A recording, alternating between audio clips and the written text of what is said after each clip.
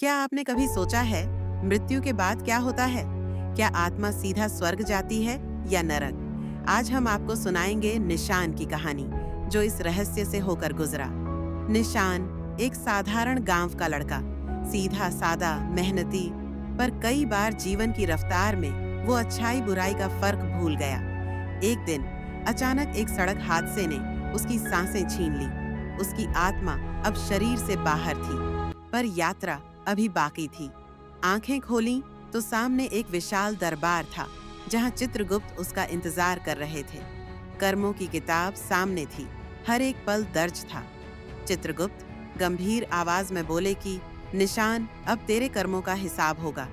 उसने गरीबों की मदद की थी, लेकिन कभी कभी झूठ भी बोला, रिश्वत दी, माता पिता से ऊंची आवाज में बात की, लेकिन फिर पछताया और सेवा की। निशान डर गया। निशान कंपित आवाज में बोला, क्या मैं नरक जाऊंगा? चित्रगुप्त शांत भाव से बोले कि तेरे कर्म दोनों तरह के हैं, निर्णय यमराज करेंगे।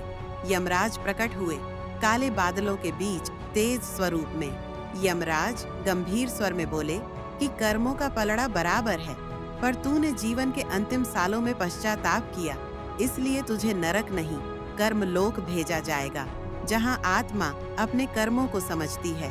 कर्मलोक में उसे वो सभी लोग दिखे जिन्हें उसने दुख पहुंचाया था। एक माँ जो उसके झूठ से अपमानित हुई थी, एक कर्मचारी जिसे उसने बिना कारण नौकरी से निकलवाया था, लेकिन फिर उसे वो भी दिखे जिनकी जिंदगी उसने बदल दी थी। एक बच्चा जिसकी फीस निशान ने भरी थी, एक भूखी महिला जिसे उसने भोजन दिया था। आत्मा की आवाज, मैंने दुख दिया लेकिन सुधार भी किया। कर्म लोक में 6 महीने बीत गए।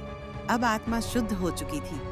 धर्मराज शांत स्वर में बोले कि अब तू स्वर्ग के योग्य है, तेरे पश्चाताप ने तुझे मुक्त किया। एक उज्जवल द्वार खुलता है, आत्मा उसमें प्रवेश करती है। यह एक तरह से निशान स्वर्ग लोक में गया। मृत्यु अंत नहीं, एक यात्रा है। कर्मों से ही स्वर्ग या नरक तय होता है, इसलिए हर दिन को पुण्य का अवसर मानो, क्योंकि यहीं तय होता है आत्मा का अगला पड़ाव। कर्म ही धर्म है और हम सबको अच्छे कर्म करना चाहिए, कभी किसी को बाकी नहीं देना चाहिए। आप सभी को ये कहानी कैसी लगी हमें कमेंट करें।